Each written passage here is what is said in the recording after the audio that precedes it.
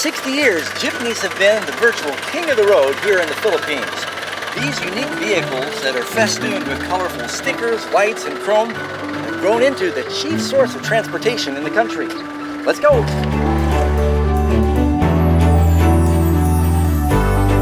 These iconic four-wheel drive military vehicles made by the Willys Company were known as Jeeps because it stood for General Purpose.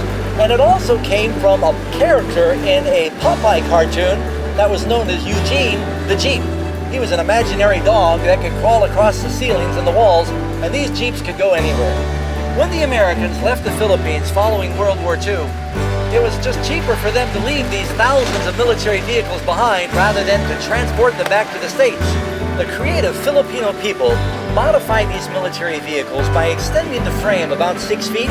They added a couple of opposing benches that are designed to carry about 18 people. They put a cab over it to prevent the water from coming in. But I've seen what looks like 20 to 25 people hanging off every possible edge and ledge of a jeepney. They jumping off or jumping on as it goes through congested Manila traffic. Every jeepney is a little bit different. Some are just held together with patches of baling wire and bubble gum, a little bit of duct tape. Some are a little more ornate and modern. They've got chrome and stainless steel. And there's good reason that the ceilings are padded. When one of the local Filipinos wants a ride on a jeepney, they just flag them down, they shout, they tap on the hood, and then they jump on board. They may not even slow down when they do this. Then they pay about 8 pesos, which is the equivalent of 16 cents for us. It's by far the most economical way to get around in the country.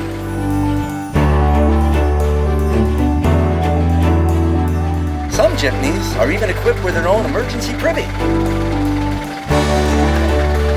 One little downside to the jeepneys is because the cabs are open like this, they're not air conditioned, it gets pretty hot in the summertime, and all the fumes from the street come in, which can make it an exhausting experience. Whew.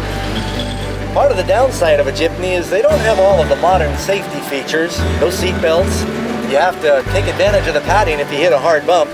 And if you're in a serious accident, there's no airbags other than the friends that might be sitting around you. And that's the upside of the jeepney. Because you're up close and personal with everybody, you make some new friends. Riding on a jeepney requires teamwork. If you buy something from one of the vendors, you all sort of pass it back to each other. And when passengers get on board, you just pass your money up front.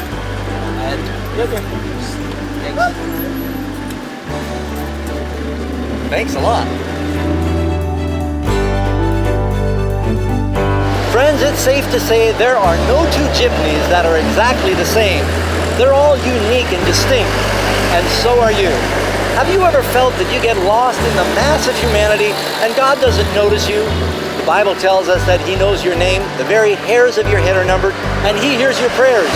More than that, the Lord wants to take you to His kingdom. You just have to get on board.